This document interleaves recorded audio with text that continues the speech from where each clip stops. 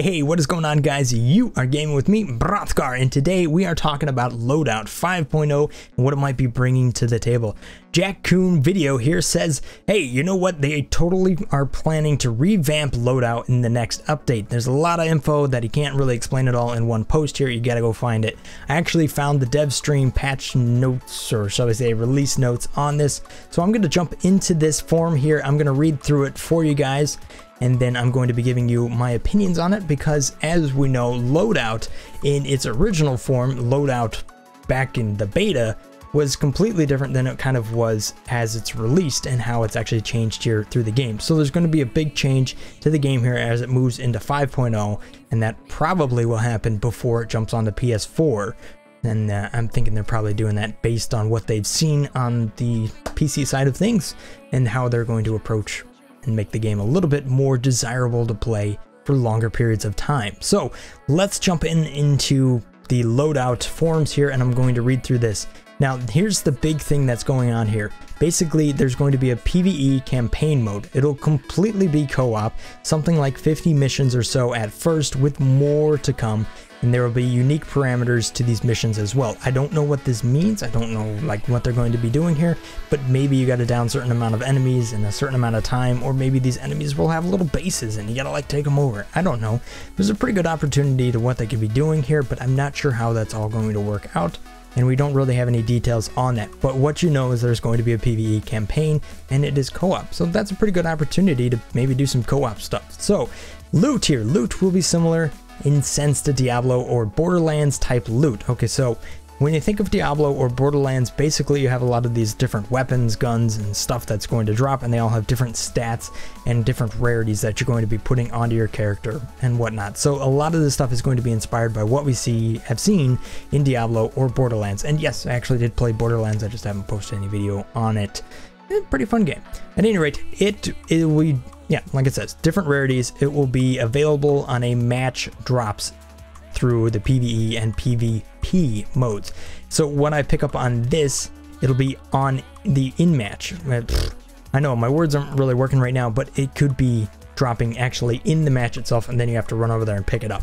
So that's actually kind of a different than what we saw back in beta, where it was just at the end of the match, there was like a random roll and maybe you got some gear. So this looks like something you're going to want to be keeping an eye out for as you're actually playing the game here, either in either mode that you can play the game. So that's kind of cool. That's kind of cool. It's something to keep the game a little bit more focused on, maybe finding some gear, not necessarily how many kills you can get in a certain round. But I don't know. It's a pretty hectic game. I'm not sure how that's going to work out, but it looks like it could be pretty valuable. Whether or not somebody else is going to be able to pick up your kill loot, though, I don't know. That does worry me a little bit if you happen to be somebody that's running a sniper or like an RC kind of dealio, to where you're killing somebody across the map, you can't pick up your loot. At any rate, with loot, the tech tree will be removed, and I'm not totally opposed to that because the tech tree is very, very expensive and it takes a lot of time to really unlock what you want. But that does kind of worry me a little bit in that it might be very hard to get the correct tech that you really want. At any rate, there will be an inventory in place for all the drops that you receive. There will be a limit to the parts that you can have, and there will be ways of dealing with that. Fusion mode. Okay, fusion mode is something that we've seen in a lot of different games before, usually known as the Forge or something like that. Maybe that was just Guild Wars popping up because you would forge weapons, right? At any rate, fusion mode, there will be a way to fuse parts where you don't want to use and upgrade them. So that'll be something that maybe I can actually kind of get into here on my channel about fusing different parts. It'll be kind of interesting in that maybe it won't be self-explanatory, and there could be kind of some information that I could then provide to you guys, or you guys could provide to me, and then I can make into a video. It depends. If it just kind of shows you what you're going to get, then I'm not sure there's really going to be much need for that kind of information to be passed between you guys and myself. But we'll have to see how that actually works out, because I'm kind of excited about having a fusion mode, because there could be a lot of opportunity for fusing some unique stuff. At any rate, it'll probably be a good way of dealing with the inventory limit is basically what they're doing there. So rather than just selling it, you can fuse it and maybe get something useful out of it. However, since the tech tree is removed, bluets will have a different purpose. So rather than just using bluets to basically unlock new gear, they're going to be different.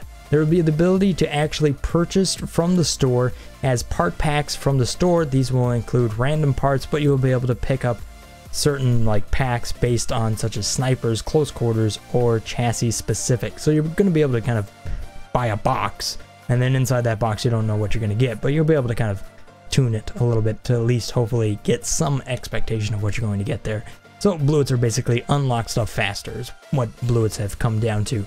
There will be things that will be able to be purchased with both bluets and then the SB. So basically you have two different ways of being able to buy stuff. Some stuff will probably be unique to pay currency. We'll have to see what that all works out as. But yes, basically you can still buy stuff with the monies you get in game. Matchmaking has changed. It'll be more based on the new leveling system. Now they've done changes to the leveling system and how that all works throughout the game now. And in my mental thinking here, as we move on to the next point here, let me come back to that.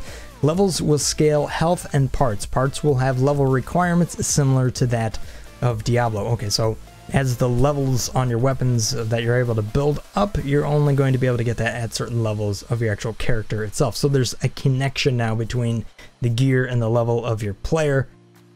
That's going to determine how powerful you are in a match.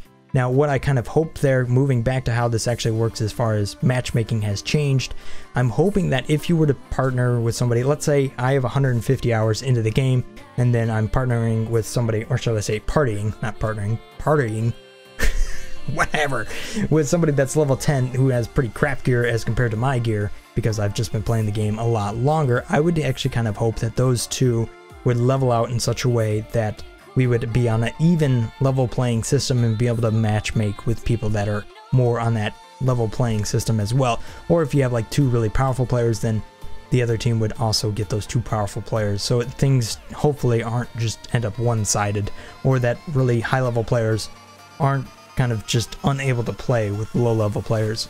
A little bit, which does happen right now, as far as kind of, you know, you bring in somebody who hasn't played the game very much, and you happen to be a really strong player, and then you kind of get stuck with a lot of other strong players, and that low-level player is just demolished in the game itself just because they don't have a lot of experience and their gear kind of sucks.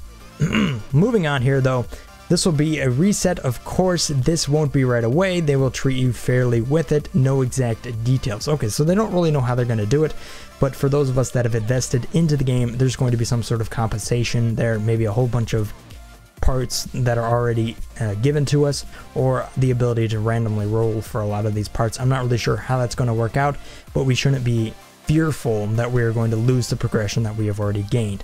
Hopefully this works out really good for somebody like me who has pretty much already unlocked all the weapon chassis in the game as far as being able to build any sort of gun I want.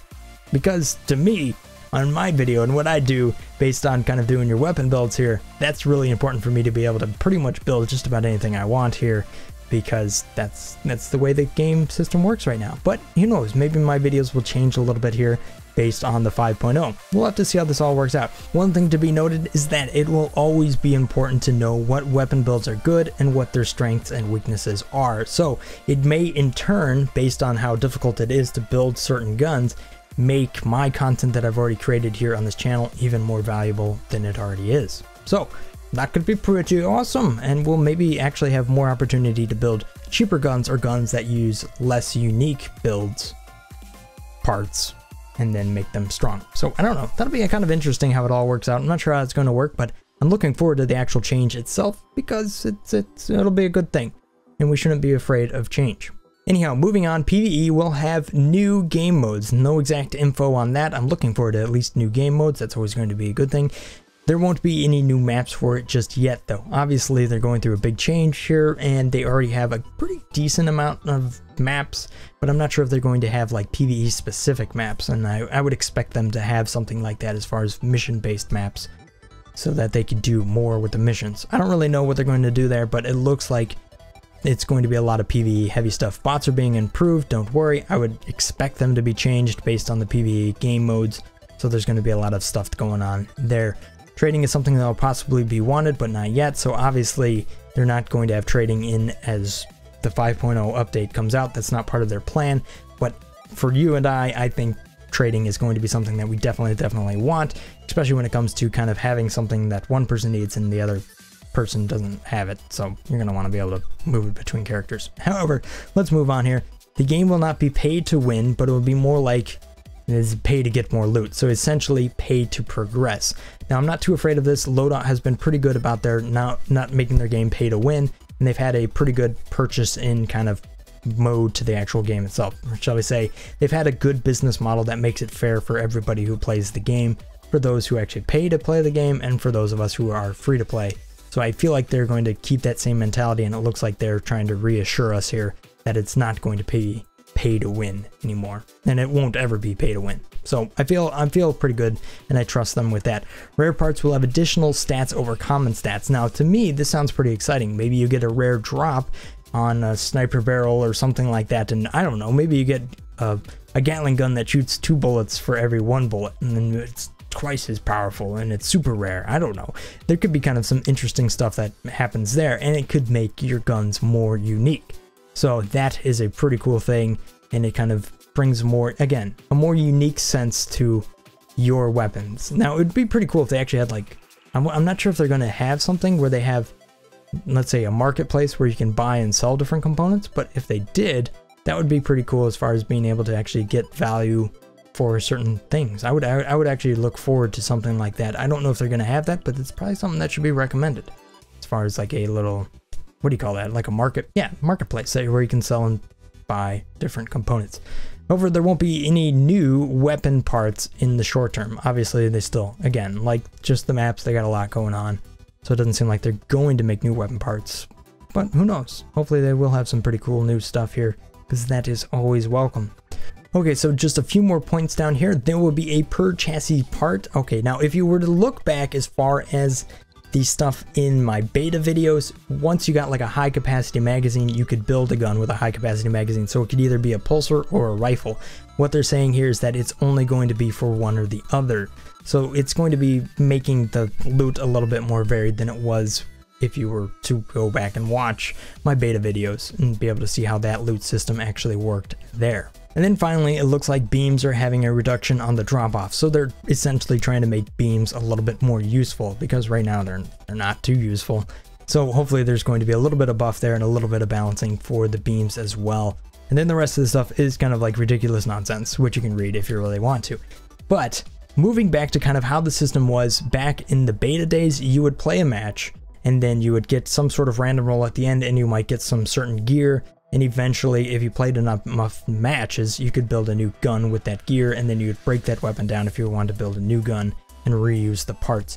It looks like there's probably going to be some sort of similar system to that, but not quite, as you will be able to pick it up off the ground, and then there will be different rarities for different parts. So there'll be a much more diverse loot system that'll be happening there. But again, if you want to see how those kind of system worked way back in the day, you can go ahead and view at the very end of my playlist that actual kind of beta footage of when the game was originally based on having different components and building guns based on those components.